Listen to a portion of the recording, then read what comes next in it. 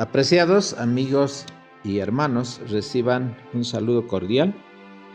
Esta es la segunda parte de la entrevista que tenemos con nuestro hermano Alberto Rosenthal.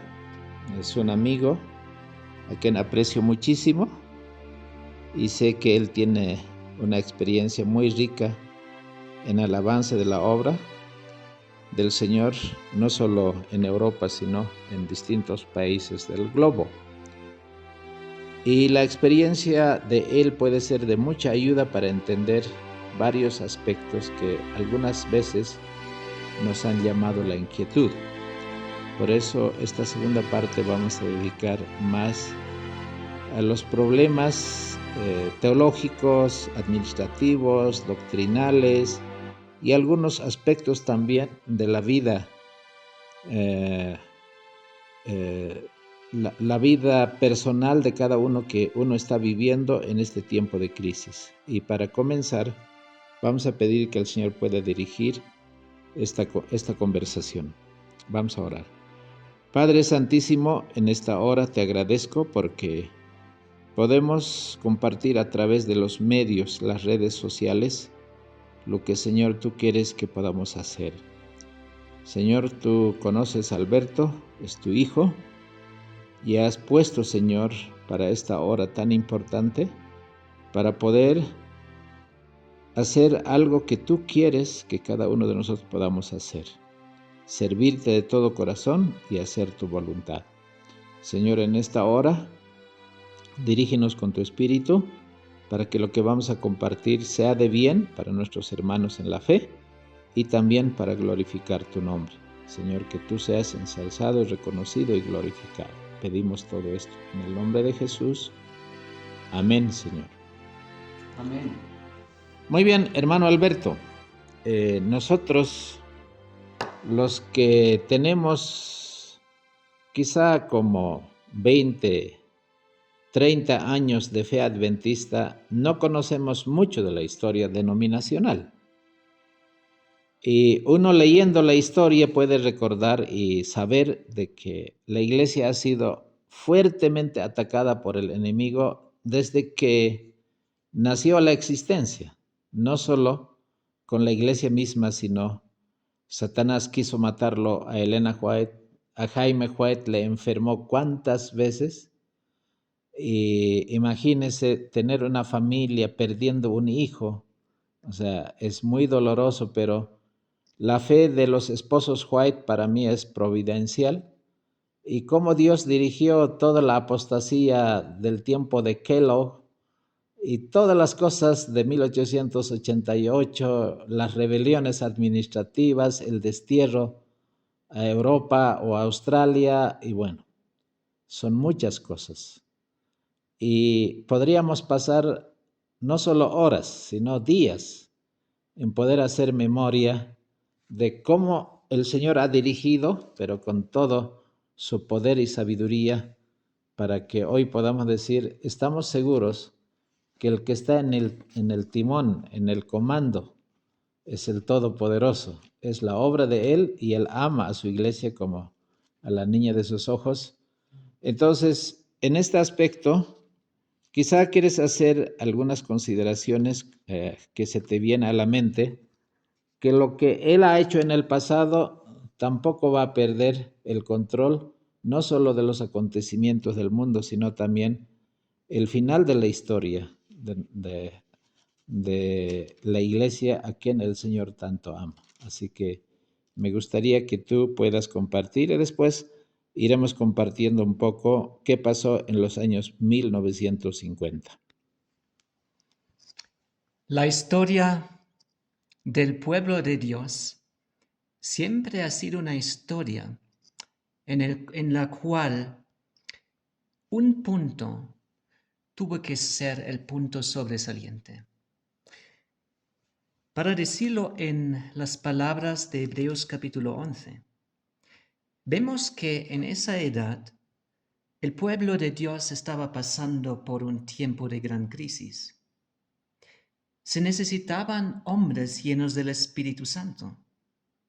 Se nos dice aquí en Hebreos 11:23, Por la fe Moisés, cuando nació, fue escondido por sus padres durante 3 meses, porque lo vieron hermoso y no temieron el decreto del rey.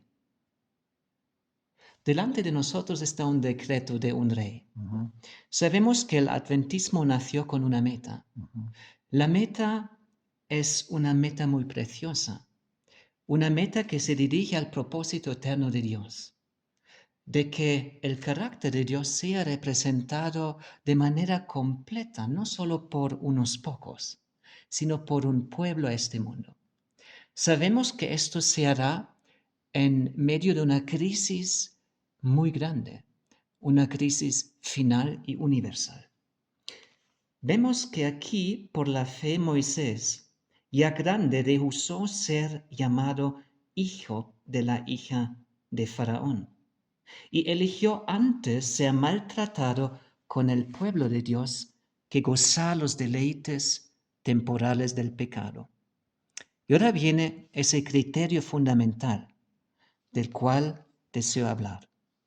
Y consideró que el vituperio de Cristo es mayor riqueza que los tesoros egipcios, porque miraba el galardón.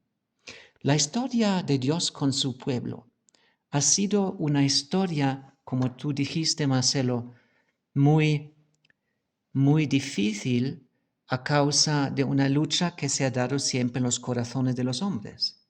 Los que realmente entendían el propósito del Señor iban a ser encaminados en la experiencia de este vituperio de Cristo. Pues él, Moisés, consideró que el vituperio de Cristo era mayor riqueza que los tesoros egipcios. Él miraba el galardón. Por la fe dejó a Egipto, sin temer la ira del rey, porque se sostuvo como quien ve al invisible. Amén. Y eso hace la diferencia en la vida de un cristiano real en comparación con la vida de personas que desconocen a Dios. Entonces, ver el invisible significa andar por la fe en la palabra de Dios. Y la gran lucha en el adventismo hoy se centra justo en ese aspecto. Voy a estar dispuesto a considerar que el vituperio de Cristo es mayor riqueza que los tesoros egipcios. Porque en la última profecía del profeta Daniel vemos que justo aquí está la gran prueba. En Daniel 11, en el versículo 42, se nos dice que también extenderá el rey del norte su mano a las otras tierras y no escapará el país de Egipto. Se apoderará de los tesoros de oro y plata y de todas las cosas preciosas de Egipto, y los de Libia y Etiopía los seguirán. Todo el mundo acabará bajo la supremacia y la guía directa del rey del norte, del papado. Entonces, ese rey final, el papado, se nos dice que con grande ira él irá, él saldrá para destruir y matar a muchos. Es lo mismo que había experimentado aquí Moisés. Pues la ira del faraón fue la misma, se nos dice en el versículo 27 de Hebreos 11, por la fe dejó a Egipto sin temer la ira del rey. Se sostuvo como quien ve al invisible. Nosotros, como cristianos y adventistas del séptimo día, debemos tener la misma experiencia que Moisés tuvo. Estamos delante de una prueba final. Esa prueba es similar a la prueba que Moisés tuvo. La ira del rey del norte está en paralelo con la ira del faraón. Nosotros tenemos que sostenernos como quienes ven al invisible y tenemos que encontrar nuestra riqueza real en el vituperio de Cristo y en nada más. Muy bien. Bueno, podemos continuar con este tema porque cualquier aspecto que toquemos de la Biblia siempre despierta nuestra pasión. Cuando por primera vez yo escuché a los doctores Standich hablar de la nueva teología, ni sabía qué era. Pero cuando uno despierta el interés, comienza a leer qué es lo que pasó. Porque mucho de la historia denominacional de nuestra iglesia está escrito, pero no en su integridad. Quizá es vista como una cara de la moneda, pero hay muchas cosas que no se saben, pero que sí conocen pocos. Entonces, cuando escuché estas conferencias de los doctores Standich, yo me preguntaba, ¿y qué es la nueva teología? No es uno solo el adventismo. Y ahí comienza uno a rastrear la historia después de la muerte de Elena White, cómo el enemigo fue introduciendo nuevas formas de conceptos bíblicos, pero que no eran bíblicos completamente. ¿Cómo tú podrías describir en qué consistía esa nueva teología, la apostasía y todo lo demás que pocos hermanos quizá conocen? La obra de Cristo en esta tierra fue una representación de la voluntad de su Padre. Cristo vino para revelar el carácter de su Padre. La nueva teología debe ser una teología en realidad muy antigua, proveniendo de las primeras mentiras de Satanás para deshacer este plan divino.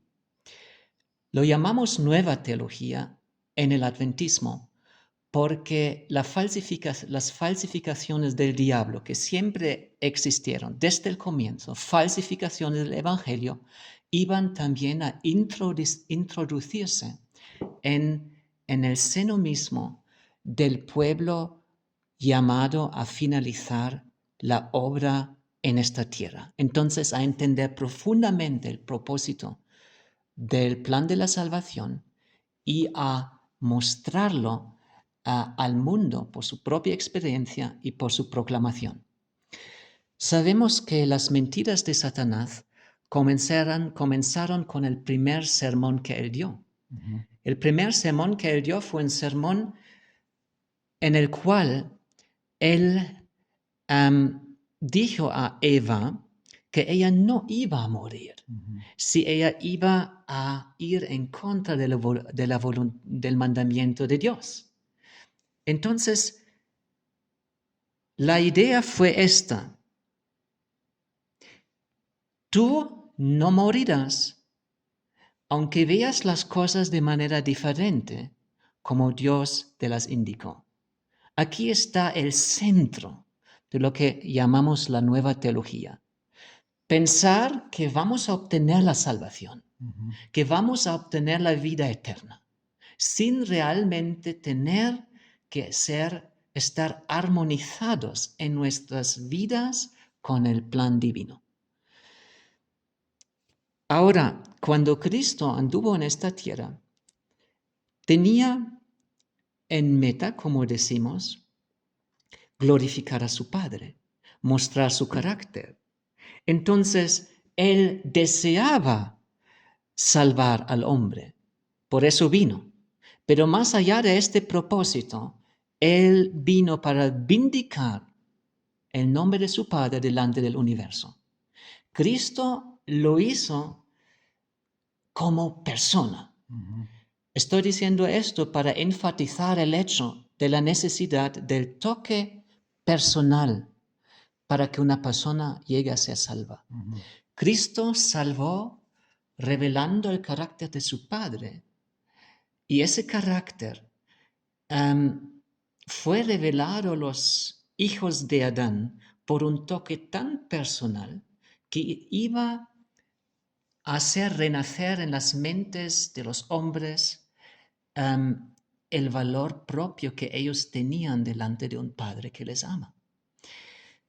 Cuando Juan después iba a escribir su evangelio y iba a enfatizar el hecho que el sucesor de Jesús, el Espíritu Santo, iba a tener una triple misión, en esas palabras el evangelista nos aclara que Cristo mismo tuvo una triple misión.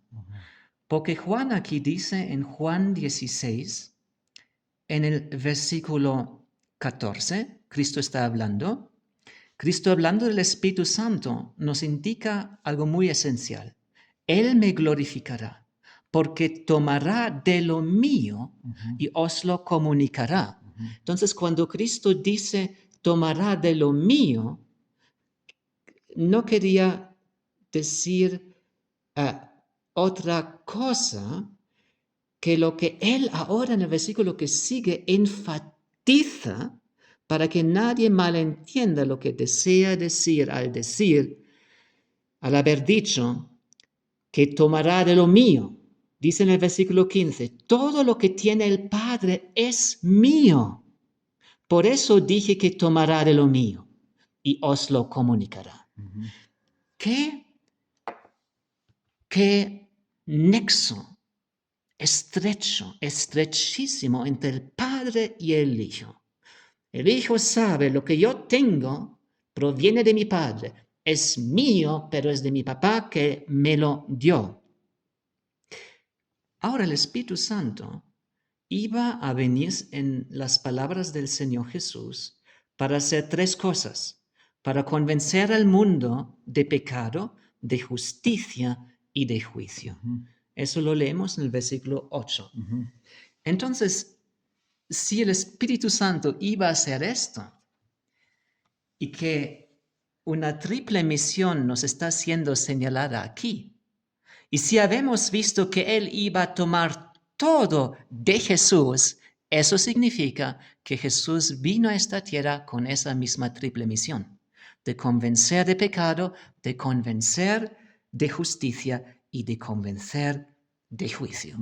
La nueva teología, entonces, deberá atacarse a la triple misión de Cristo, que es la triple misión del Espíritu Santo. Deberá promulgar, pero de manera muy sutil, un evangelio en el cual el ser convencido de pecado no sea más lo que el Espíritu Santo y Cristo hicieron, ni el ser convencido de justicia, ni el ser convencido de juicio. Ahora, en ese aspecto, o sea, viéndolo de la forma como tú lo planteas, el enemigo sabe que hay una misión para la última generación. Él sabe que el mensaje de los tres ángeles debe ser el que debe terminarse con el evangelio en la predicación. Pero él dice, esto no puede continuar porque es una estrategia militar en el aspecto espiritual. Entonces, él inventa la nueva teología, que no es otra que viene, por decir, del paganismo, el catolicismo y después en el protestantismo apóstata, pero ahora que está introducido o lo introduce dentro de la iglesia. Entonces, ¿cómo se dio eso? Por ejemplo, con ideas tan parecen nada peligrosas de Kellogg. Y muchos pastores, o quizá ninguno se dio cuenta. ¿Y cómo es que Ellen White se da cuenta de que por ahí viene el engaño? ¿Y cómo viene después, cuando ella ya no estuvo presente, el desarrollo de esa nueva teología que se manifestó en la propuesta del Leroy Fromm a los hermanos evangélicos? ¿Qué podrías tú comentar al respecto? Bueno, voy a enlazar con lo que estaba diciendo. Entonces, la nueva teología nos presenta una nueva definición del pecado, una nueva definición de la justicia y una nueva definición del juicio. Como adventistas somos llamados a ser el pueblo del juicio y que sea un pueblo justo. La palabra Laodicea significa el juicio sobre el pueblo, pero también puede significar un pueblo justo, que es el resultado de ese juicio. Satanás ahora, sabiendo, como indicabas, que al final del tiempo la iglesia iba a tener una misión final, él intentó y está intentando deshace la posibilidad que se cumpla esa misión. Ujú, La nueva teología debe comenzar con el fundamento, ujú, destruyendo el fundamento para que la casa no se pueda construir. Si nosotros, según el propósito de Dios, vivimos hoy en el día de las expiaciones o de la expiación, en el día del juicio, es de suma importancia para Satanás que se mal entienda el juicio. ujú, ¿Cómo llegar a eso? Destruyendo el concepto del pecado y destruyendo el concepto de la justicia. ujú, Porque si en 1844 un pueblo debía haber estado preparado para entrar en el día de la expiación, él tenía que asegurarse que no hubiera pueblo apto a entrar en esa experiencia final. Sabemos que no lo logró, pero tuvo éxito en gran manera, pero no completa. De los 50,000 probablemente milaritas que habían pasado ya por dos pruebas esenciales. La prueba del primer ángel, pues habían entregado ese mensaje al mundo. La prueba del segundo ángel, pues habían entregado ese mensaje al mundo.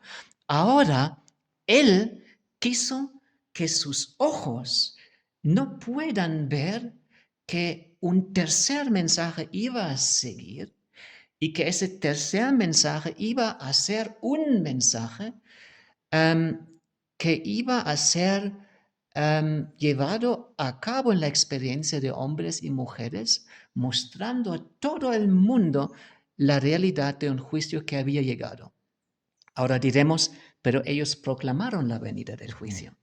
Sí lo hicieron, y lo hicieron en las palabras del primer ángel de Apocalipsis 14. ujú, Pero ellos no sabían que su propia proclamación estaba destinada a prepararles a ellos mismos a una tercera etapa que ellos aún desconocían. ujú, Entonces ellos cumplieron, y los 50 de los 50,000 que se quedaron fieles manteniendo sus posesiones anteriores, ellos en realidad entraron siempre más conscientemente en esa nueva realidad de un juicio que había llegado, pero que aún tenía que desarrollarse en un proceso de juicio real antes del juicio final que iba a llegar con la venida de Cristo.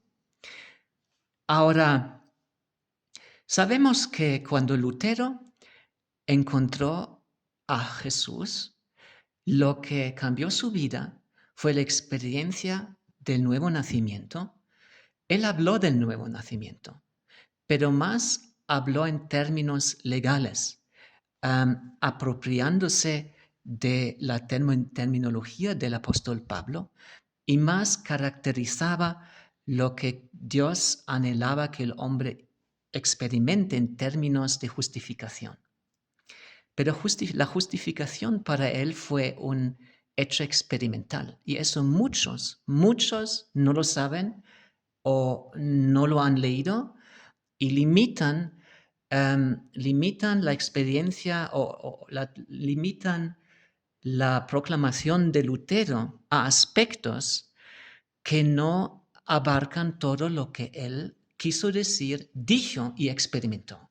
Para Lutero, la justificación no fue solamente, como se dice en la teología, forénsica. Es ujú, decir, que no solo fue algo que Dios hubiera decidido en favor del hombre que acepta a Cristo, que entonces Él me justifica por hecho de que Cristo murió por mí y que por la fe acepto su sacrificio. ujú, Es un aspecto legal muy importante, pero ese aspecto legal tiene una consecuencia inmediata en la vida de una persona que ve al Señor Jesús. amén, Miren a Pablo, ujú, cuando vio a Jesús, entendió la justicia de Dios, ujú, pero se dio cuenta que esa justicia le faltaba.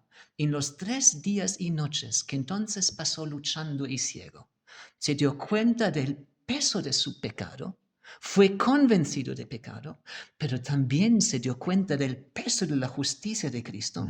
Y después de esos días, ese peso, y la palabra peso en el hebreo es kabod, lo que significa gloria, lo que significa doxa en el griego, es esa gloria que él recibió, ese peso que hizo que en las balanzas él no termine como Belshazzar, sino termine con un peso apropiado, pues el mismo Señor había entrado por la fe en su corazón y no existía más dominio de pecado en él después de esos 3 días. Pero en esos 3 días, él se dio cuenta que lo que él quería ahora cumplir y hacer, no lo podía. Y vio que él estaba lleno de veneno, lleno del veneno de la ira humana, lleno del veneno de la envidia, la soberbia, la justicia propia. la justicia propia. Entonces, esa justicia propia la desconocía antemano. Él se consideraba, según lo que él escribe y dando su testimonio, como un hombre que estaba cumpliendo con la justicia de Dios. Muy bien. Ahora, al entender un poco este asunto, en el tiempo de Jesús, cuando el mensaje se dio para preparar el camino para la venida de Jesús, el pueblo de Dios, los líderes,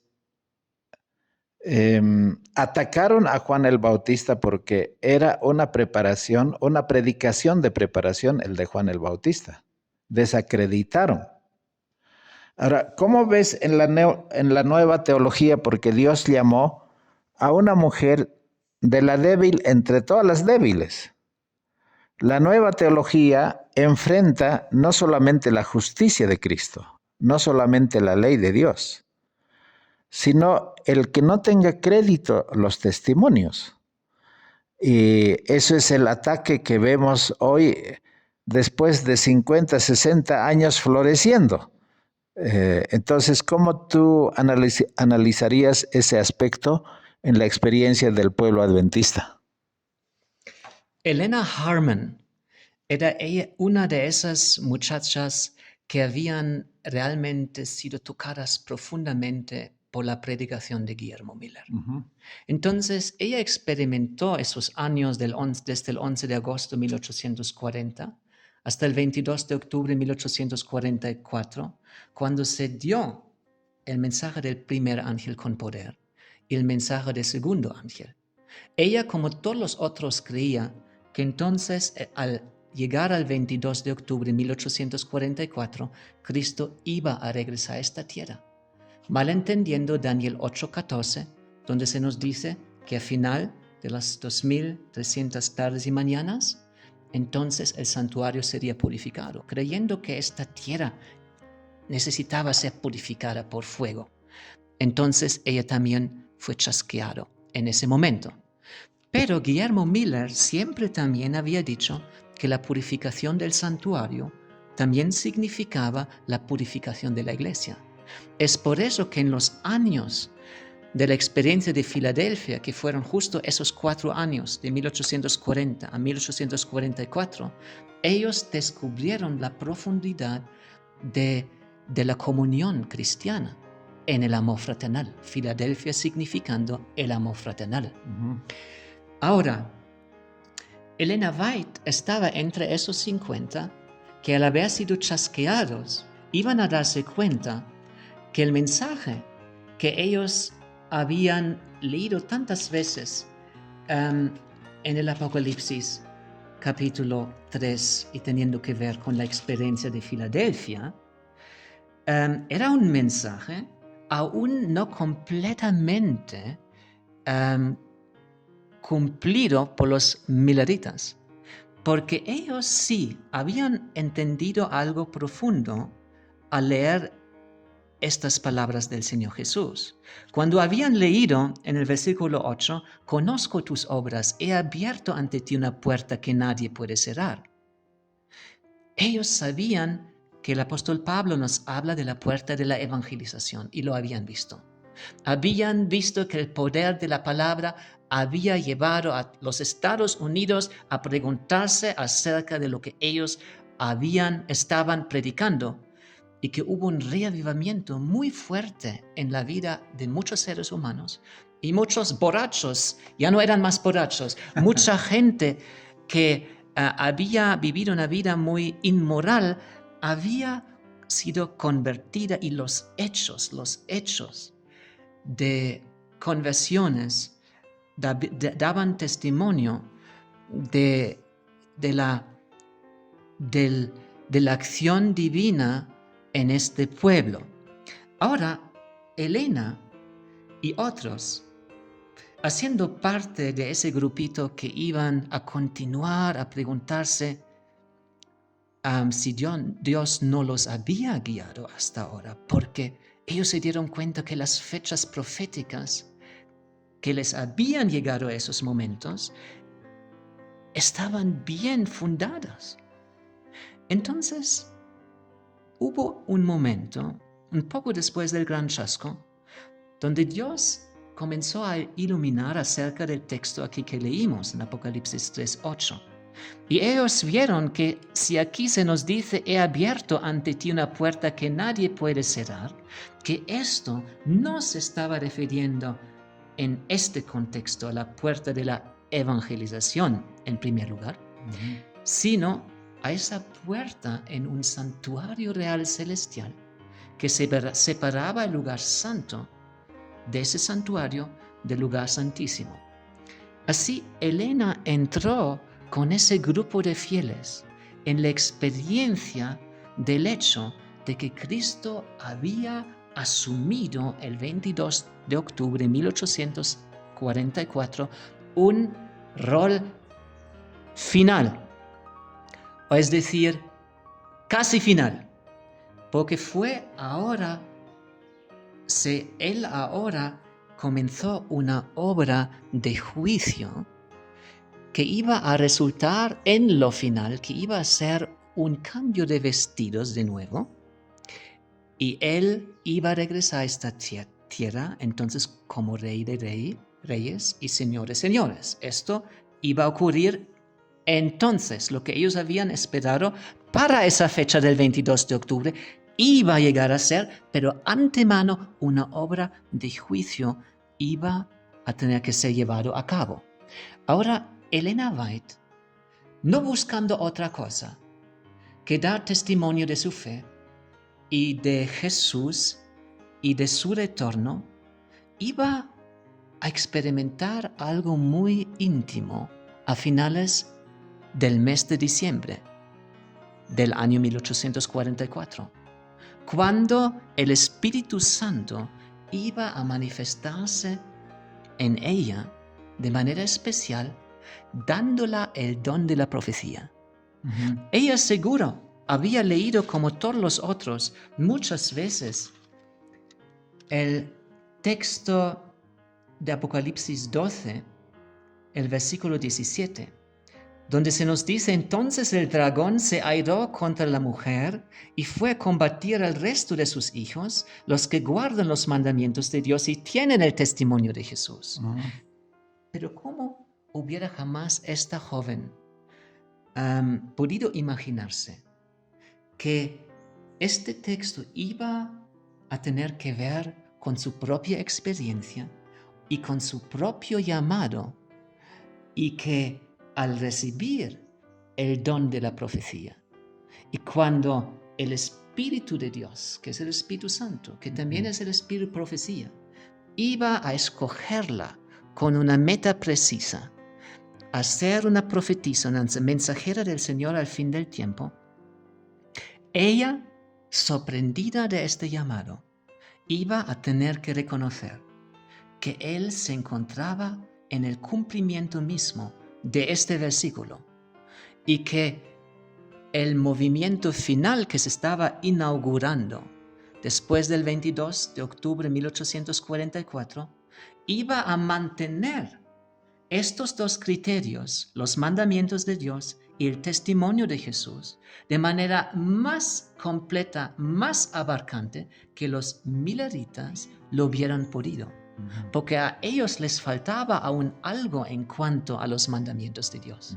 El conocimiento del sello de Dios, que está en el cuarto mandamiento. En cuanto al testimonio de Dios, ellos lo habían percibido y lo habían experimentado en cuanto a los profetas de la antigüedad, pero aún no había aparecido en una persona ese don profético renovado que iba a ser necesario por un hecho muy sencillo. Todos los profetas del pasado siempre señalaron a la ley de Dios. Siempre mostraron al pueblo que debían de nuevo recordarse de los 10 mandamientos. Así cuando ahora al fin del tiempo, Dios, cuando ahora en ese momento, Dios reveló la plenitud de su ley de nuevo, era necesario, como lo fue anteriormente, que un profeta señale de nuevo la importancia de esa ley. Pues la ley y el testimonio, según Isaías 8:20, siempre van en conjunto. Y así cuando la ley de Dios ahora sí iba a ser revelada en su plenitud, un profeta de nuevo debía estar para señalar al mundo, y no solamente a la iglesia, la integridad de la ley divina.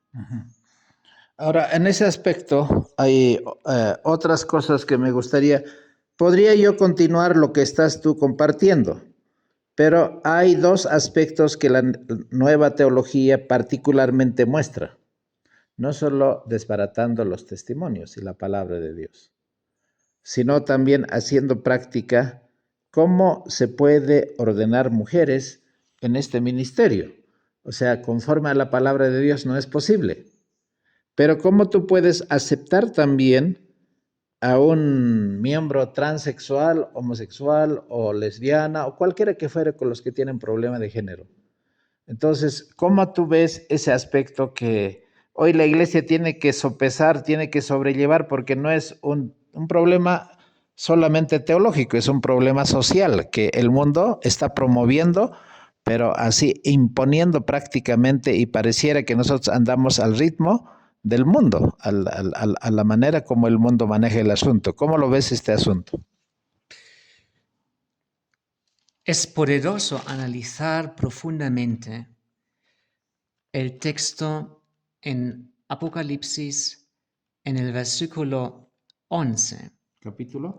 En el capítulo 11, cuando aquí el Señor nos revela en el versículo 19 que entonces fue abierto el santuario de Dios que está en el cielo y quedó a la vista el arco de su pacto en su santuario.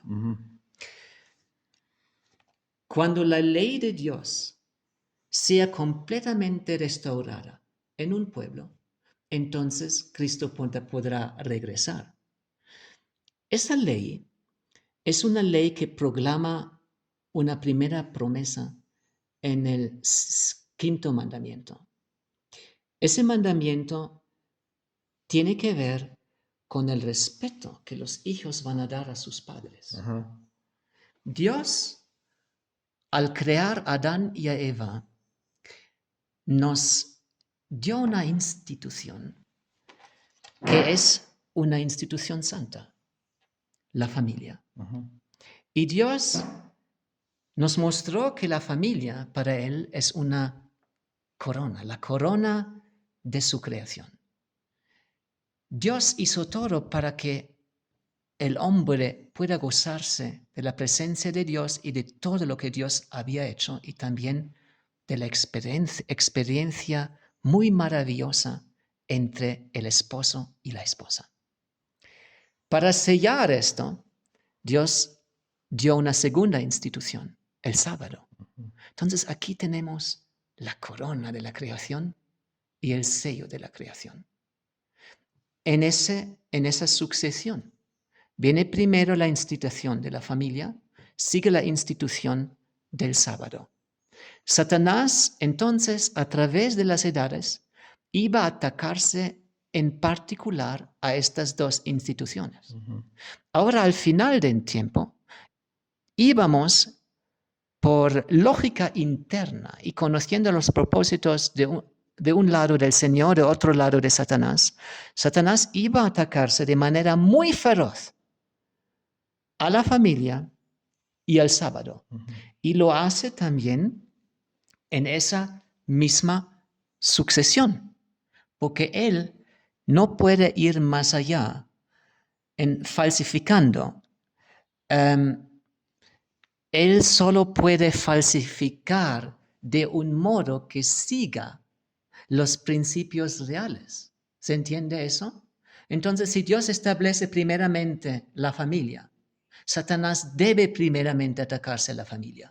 Si Dios establece entonces el sábado, Satanás podrá atacarse al sábado después de haberse atacado a la familia. Porque hay un nexo muy estrecho en cuanto a esas dos instituciones y en cuanto a la disposición de las dos en también el aspecto de haber creado primero la una o establecido la una y después la otra. Así vemos ahora globalmente un ataque final de parte de Satanás contra la familia. Y ese ataque contra la familia se ve de varias maneras. Se ve acentuado en estas nuevas ideologías que están abarcando en estos momentos a los parlamentos de los países de este mundo. Y lo que es lo más terrible y lo más significante en términos proféticos es que ahora Satanás ha llegado a deshacer en los países protestantes estos principios cristianos y bíblicos, a punto que estos países se han convertido en los países acelerando la agenda del enemigo de manera más fuerte que todos los otros. En esto hay una tragedia terrible. Los países protestantes, perdiendo sus valores fundamentales, están entrando en una oscuridad que está en proporción a la luz que ellos han tenido. El ataque de Satanás contra la familia se ve en especial hoy en el hecho de que los gobiernos, los parlamentos y muchas estradas de la alta sociedad hayan aceptado la ideología del género y que lo que anteriormente había sido percibido como inmoral, hoy no solo es aceptado, sino está siendo promovido como la respuesta para la sociedad, para la construcción de la sociedad. Entonces, la destrucción de la familia, la destrucción de la pareja y del hogar, van a llevar a esta sociedad a una situación tal como la vimos en Sodoma y Gomorra. Y lo terrible es que eso se está haciendo a nivel estatal. Entonces, cuando se comienza a legislar lo inmoral, cuando se comienza a legislar lo que Dios prohibió, entonces estamos muy cerca de esa legislación final que se atacará al sello de Dios en leyes dominicales. Entonces, la legislación hoy que vemos que da derecho a homosexuales y a lesbios de vivir como familia, de ser aceptados como familias. Entonces, eso muestra que ha caído Babilonia en un sentido amplio, pues ha caído no solo, digamos, no solo han caído las naciones en sus actitudes personales, pero están cayendo ya también en su ser de nación, pues legislando lo que no se debería. Ellos están tomando parte, proclamándose como parte de la Babilonia final, pues la Babilonia final ha siempre tenido en su experiencia milenaria la elevación de esos criterios, aunque de manera muy escondida, ¿no? Ujú. Y el papado no va a reconocer, digamos, algunas de estas cosas en cuanto a la familia de manera posiblemente tan abierta, pero sí siempre más abriéndose a ello también, posiblemente mismo, hasta el hecho mismo de una legislación. Por lo menos respetará y aceptará que las naciones lo hagan, aunque el papado se mantendrá siempre queriendo elevar la disposición bíblica, Ujú. pero estará jugando a dos niveles para finalmente abarcar a todos, a los que desean vivir como desean vivir y a los que quieren aún vivir como la Biblia lo dice.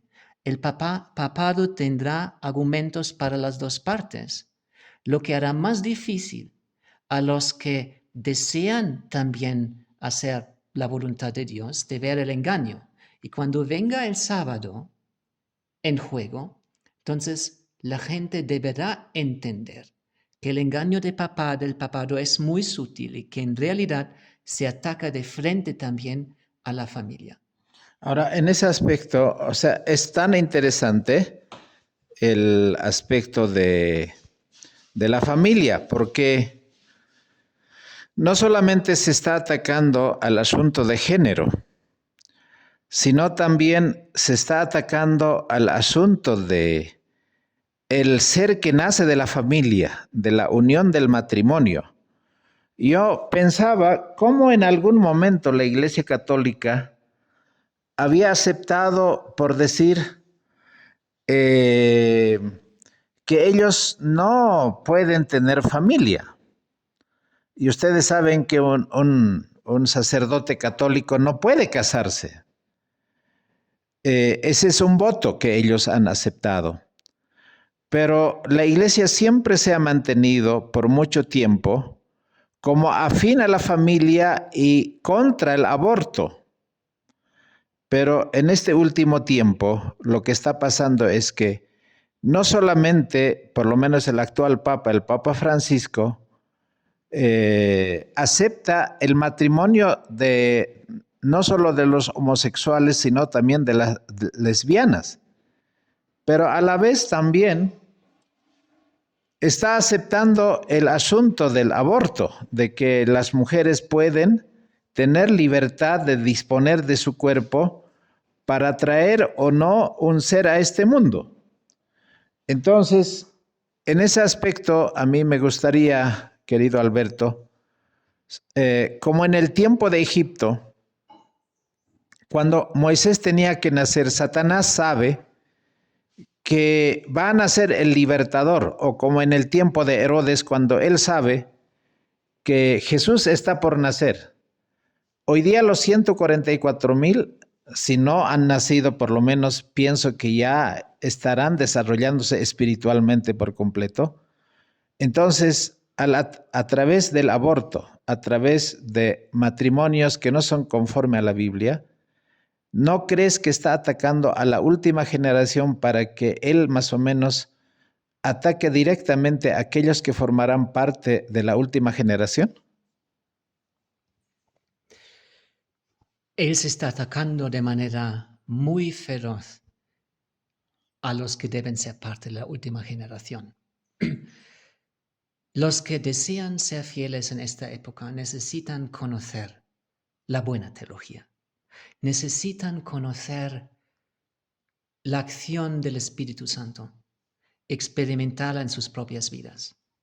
Como la Odisea, o como iglesia, al fin del tiempo, llamada la Odisea, estamos siendo llamados a un alto llamado, ser el pueblo del juicio.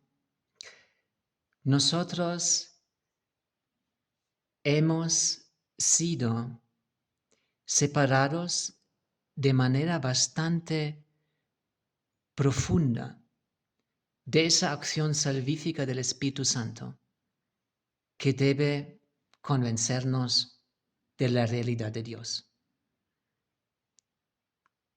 Y Satanás sabe que la iglesia debe renacer en una experiencia genuina del Evangelio para que él no pueda llevar a cabo lo que él desea llevar a cabo. Y es el momento para reconstruir en nuestros hogares la plenitud de un evangelio que salva.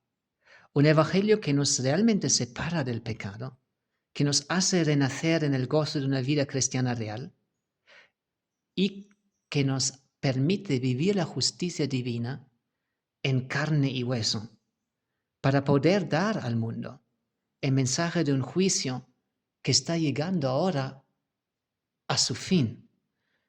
Dios es más fuerte que Satanás, pero el único poder que puede deshacer el engaño de Satanás es la palabra de Dios, que debe ser recibida tal como Pablo la recibió. ¿Cómo la recibió él? Él necesitó una revelación, una manifestación de Jesús. Amén. Como iglesia nos encontramos en una disposición semejante a la cual él tenía antes. Él pensaba ser rico en todo y nosotros pensamos lo mismo.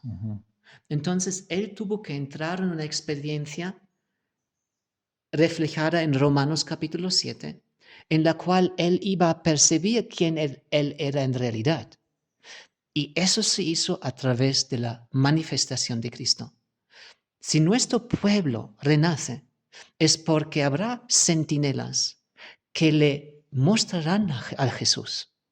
Y entonces podremos renacer como Él renació, entendiendo primeramente que estamos en pecado, que lo que ahora queremos hacer no lo podemos hacer, que habíamos sido engañados creyendo que estábamos bien, que estábamos viviendo una vida finalmente aceptada por Dios, pero que no es así, para entonces luchar con nuestro Señor y llegar a una unión con Él que está reflejada en la palabra, ahora yo estoy juntamente crucificado con Cristo, porque entonces Pablo entró en la experiencia de Romanos 8. Entonces nosotros, como iglesia, nos encontramos en una situación mucho más peor que la situación que él estaba experimentando cuando él dijo, oh, Señor, miserable de mí, sálvame.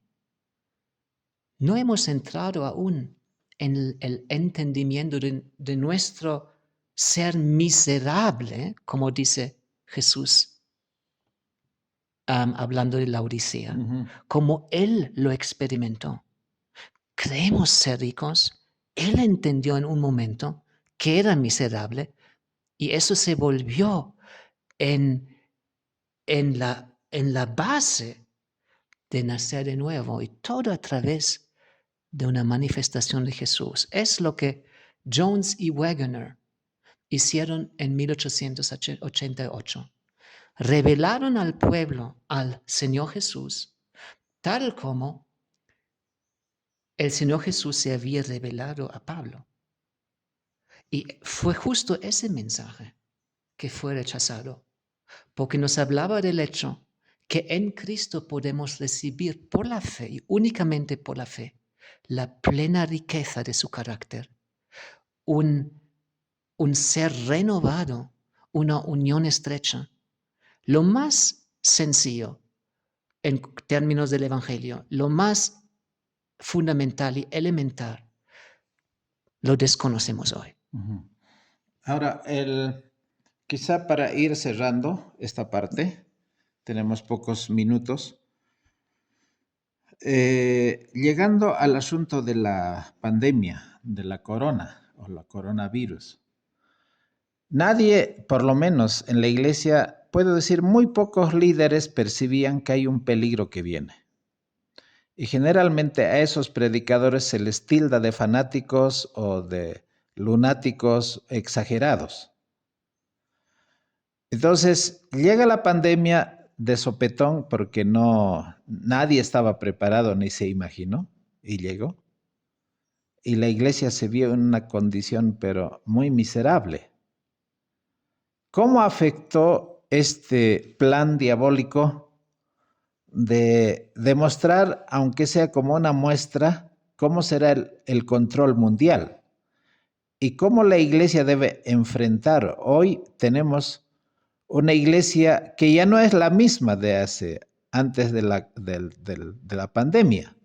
Hoy es una iglesia totalmente diferente, se han roto muchas estructuras, quizá el tipo de hacer la liturgia eclesiástica ya no es la misma. Hoy las redes sociales son los que ocupan el lugar de los púlpitos, la televisión, quizá la radio, y la iglesia no es la misma como antes de la pandemia. ¿Cómo lo ves en este aspecto? La pandemia ha sido una gran oportunidad para la Iglesia Adventista del Séptimo Día. Y si tú, Marcelo, dices que ha entrado a una experiencia miserable, ¿no? Si realmente hubiéramos entendido que somos miserables, hubiéramos llevado a cabo algo muy, muy grande. Pero de nuevo le fallamos en gran parte a nuestro Dios. Hubo individuos que se manifestaron a la altura de la situación. Pero en cuanto a los gremios altos de nuestra iglesia, una oportunidad muy grande se perdió. Primeramente quisiera decir que Satanás sabía desde mucho, mucho tiempo, especialmente cuando vio a Jesús actuar, que el poder de Jesús estaba, como dijimos al comienzo, en el toque humano. Y ese toque no solo se reveló cuando él estaba enseñando o predicando, y enseñaba más que predicaba, sino también y en especial cuando él estaba sanando. Jesús recorrió Judea con este triple fin, con ese triple ministerio. En Mateo 4:23 leemos: y Jesús recorría toda Galilea. Ahora aquí Galilea, enseñando en las sinagogas, predicando el evangelio del reino y sanando toda enfermedad y dolencia de la gente.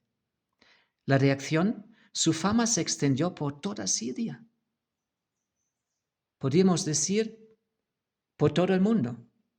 Y le trajeron todos los que se sentían mal, los afligidos de diversas enfermedades y tormentos, endemoniados, lunáticos y paralíticos, y los sanó. Él le siguió un gran gentío de Galilea y Decápolis, de Jerusalén, Judea y del otro lado del Jordán. Cuando Jesús estableció la Santa Cena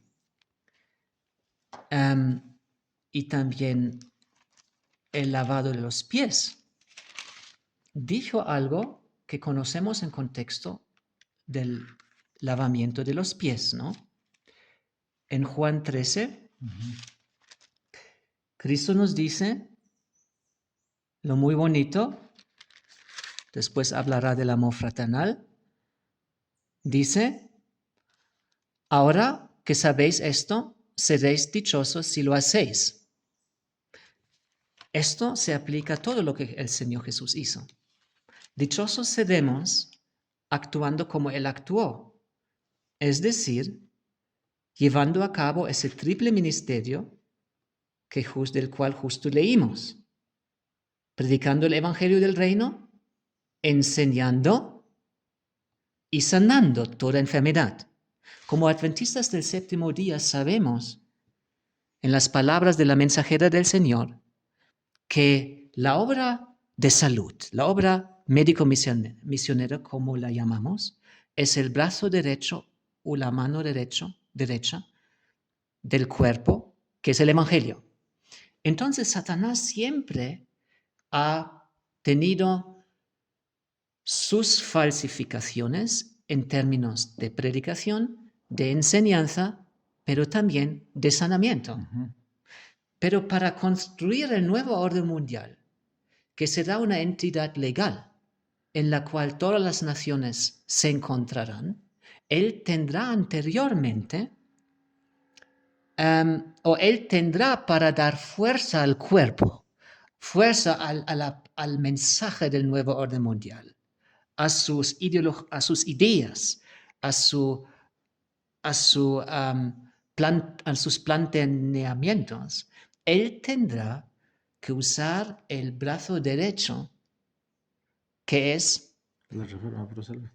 que es la falsificación de la reforma pro salud, y tendrá que legislarla para que entonces el nuevo orden mundial en sus estructuras políticas pueda tener el poder para ganar la voluntad de los hombres en esta tierra. Y a través de Corona vimos por la primera vez en la historia que el mundo se unió con ese fin. Se siguió la pauta dada por ¿cómo se dice en español? El Consejo de la Salud Mundial, ¿cómo se dice? La OMS, la Organización Mundial de la Salud. La Organización Mundial de la Salud. Entonces, las naciones unidas casi siguieron las pautas que se dieron y por las cuales todos hemos tenido que pasar en el sentido de haberlo experimentado. Entonces, en Apocalipsis 17:12, se nos dice: los 10 cuernos que viste son 10 reyes que aún no han recibido reino, pero por una hora, por un breve tiempo, recibirán autoridad como reyes con la bestia.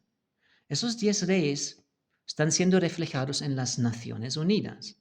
La bestia es el papado, que no hace parte de las Naciones Unidas. Entonces vemos aquí que esas dos entidades se unirán, recibirán autoridad unidamente. El reino de esos 10 reyes que ellos aún no tienen, pero que van a conseguir, es ese nuevo orden mundial del cual se está hablando. En el versículo 13 se nos dice: estos tienen un mismo propósito y darán su poder y autoridad a la bestia en una segunda etapa. Aquí vemos que aquí está Corona implícito. Sí. Porque, y lo vemos claramente, nunca en la historia humana las naciones tuvieron un mismo propósito. Aquí lo han tenido. Eso muestra que Satanás está ahora estableciendo el brazo derecho, que es la manera, el método de sanamiento. Lo está ahora ya legislando siempre más en términos globales. Se están uniendo en el propósito de la salud, porque saben que es la mano derecha que nos abre la puerta a las mentes de las personas. ¿Vemos esto? Así que una vez esto establecido, llegan a todo. Porque Satanás se presentará como el gran médico. Las pandemias van a crecer. Ahora, como iglesia, hubiéramos tenido que revelar quizá mostrar. Y mostrar lo que nosotros creemos. Llevar a cabo un proceso de educación muy, muy fuerte en cuanto al sistema inmunitario del hombre. Al inicio de la pandemia no se sabía aún exactamente lo que se estaba haciendo, lo que estaba pasando. Pero después de un tiempo se podía entender. Los datos se encuentran en los archivos o en los bancos de datos oficiales digitales de las diferentes naciones. Y fácilmente se podía ver y entender rápido el rumbo en el cual todo estaba yendo. Así que cuando la Conferencia General decidió y afirmó en un documento que en la cuestión de las vacunas, La Conferencia General de la Iglesia Adventista. sí, difundió un mensaje en el cual se decía que en cuanto al papel estatal que está llevando a cabo un proceso de ayuda a la sociedad a través de las vacunas, deberíamos entender lo positivo en ello y que en esta parte no entra en juego la pregunta de la libertad de la conciencia. Y cuando declararon esto oficialmente, en este momento no supieron lo que hacen, porque en realidad destruyeron con una frase todo lo que tiene que ver con el fundamento de la libertad religiosa que nosotros siempre hemos enfatizado. Claro que se decía aún, cada uno puede escoger según su propia libertad. Pero eso estás diciendo de que esa libertad de conciencia tenía que ver con con la obligación de que los hermanos deberían adoptar la misma recomendación de la OMS. ¿Eso es lo que estás diciendo? No exactamente, sino entró en juego la cuestión de, por ejemplo, empleados adventistas con empleadores adventistas. Y normalmente si un empleado te dice como hermano, mira, yo tengo un problema de conciencia de tomar la vacuna, el otro debería decir muy bien. Respetamos. No solo le respeto, sino continúo a emplearte. Pero la Conferencia General dijo que no era un problema para empleadores de sacar a sus empleados si ellos, argumentando con la libertad de conciencia, no querían vacunarse. Pues dijeron, en este caso, este argumento no vale. Y con eso destruyeron, en realidad, la plataforma completa de la libertad de conciencia. Pero eso es un tema bastante, como se dice, delicado, y sería bien de poder leer el documento y de poder hablar un poco más abarcantemente sobre esto. Lo que quiero decir es, si nosotros como líderes no entendemos lo que Dios desea que hagamos, estamos en un problema grave. Las posiciones hoy en día de muchos y de muchos líderes reflejan justo las palabras de Cristo en la Odisea. No estamos elevando el mensaje a la Odisea. Es por eso que estamos ahora llegando a un punto muy peligroso en el cual ya no defendemos los derechos de minorías tal como siempre fue oficialmente nuestra posición. Pero ahora en este documento oficial hay una frase que destruye lo que anteriormente hemos elevado. Si nosotros no lo vemos, vamos como liderazgo a entrar en la ruina completa, porque lo mismo lo haremos en cuanto a las leyes dominicales. Siempre habrá unos líderes que harán el bien, siempre algunos que por presiones o por estar en el sistema no verán todo lo que se debería ver, pero no hay ninguna excusa tampoco. Dios te da a ti en tu posición como padre de familia, como esposa o como hijo o como líder de algo, como anciano, te da siempre la oportunidad de vivir según la altura de tu llamado. Dios tendrá su remanente entre el pastorado y entre la membresía. Pero si no hay pronto y rápido un cambio profundo, yo creo que debemos ayudarnos, que debemos dar ahora advertencias a los que no ven para ayudarnos. Es muy fácil que seremos vendidos en el nombre del Señor por parte del mismo liderazgo también. Así debemos luchar en favor del uno del otro, porque si nosotros nos comprometemos en lo mínimo en cuanto a la ley y el testimonio, no estamos representando lo que la iglesia debería representar. Esta iglesia será un militante, será triunfante, pero haz que tú que estás escuchando puedas ser parte de esa experiencia y que tu amor hacia el otro, tu amor hacia todos los que están en el pueblo de Dios, incluyendo el liderazgo, crezca en la crisis. Cuando veas algo, no juzgas el corazón, pero muestra lo que dice la palabra para que unidamente podamos recibir pronto la lluvia tardía. Muy bien, ha sido una entrevista extensa.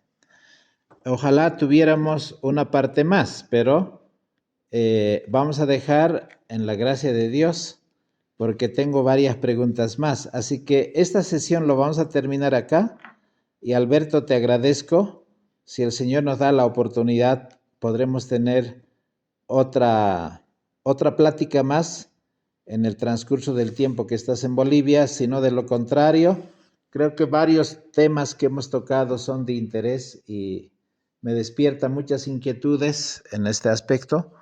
Así que veo que el fin está muy cerca, todas las pruebas se están haciendo para acabar con la libertad de conciencia, no solo en el mundo, sino también en nuestra propia iglesia. Y eso nos dice de que el Señor está a las puertas, la ley dominical, o sea, todos los problemas de crisis financiero, crisis climático, crisis alimentario, nos están induciendo directamente a que la libertad se está acabando de a poco y quizá un poquito lo que queda no va a durar mucho tiempo. Quisiera que te despidas y que puedas también saludar a los hermanos que escucharán esta entrevista. Hermanos, es un gran placer de poder estar aquí viviendo, dando testimonio de un Dios que transformó nuestra vida. Hermanos, es tiempo de servir, tiempo de amar, tiempo de restaurar nuestras vidas por la gracia de Dios. No de menospreciar a cualquiera, de elevar el estandarte, de entrar en la experiencia del lugar santísimo, de entender los pasos que debemos tomar para entrar en esa experiencia, de asegurarnos que realmente entendemos y experimentamos el Evangelio real. Hermanos, les recomiendo la Biblia, les recomiendo los escritos del Espíritu Profecía, los recomiendo lo que escribieron nuestros pioneros antes del Gran Chasco y también los que se quedaron fieles después del Gran Chasco. Les recomiendo el llamado de Jesús en Juan 17 y que ninguno de nosotros, tal como David tampoco lo hizo, ponga su mano sobre el ungido de Dios y que nosotros seamos aptos a considerar también la gran presión bajo la cual muchos pastores están obrando. Que nos ayudemos, que no nos comprometamos, que jamás seamos políticamente correctos y que podamos invertir en la gran misión que fue representada por Juan el Bautista y que cada uno de nosotros se mantenga fiel, sea llenado del Espíritu Santo, viva en la plenitud del Espíritu Santo, que esta muerte del propio yo, tan poco experimentada, llega a ser el afán nuestro diario. Que Dios les bendiga. Puedes terminar con una corta oración, querido Alberto. Amado Padre Celestial, tú que te revelas en la flaqueza humana, cuando nosotros nos ponemos en tus manos. Tú siendo el alfarero tan maravilloso, oh gran Padre, tú tienes un pueblo, tú viste un movimiento y lo estás renovando. al revelarnos a Jesús, al poder que está en Jesús a través del Espíritu Santo, que el pecado no tendrá dominio sobre los que permiten que tú llenes sus mentes y sus corazones. Oh, gracias por esa permanencia que vemos en Jesús. Permanentemente sufrió y padeció en esta carne, con una alegría profunda en su corazón. Haz que esa unión de sufrimiento y de alegría, a través de la fe en ti, oh Dios, pueda acabar con todo lo que posiblemente aún esté caracterizando nuestras experiencias, y que el toque nuestro sea el toque de Cristo, en nuestra predicación, en nuestra enseñanza, en la obra médico-misionera y de salud. Bendícenos, bendice nuestro liderazgo, bendice a nuestros pastores y ancianos. Bendice, oh Señor, cada uno de los miembros de nuestro pueblo, y bendice a este mundo para que aún pueda ver tu rostro. En el nombre de Cristo Jesús. Amén. Amén. Amén.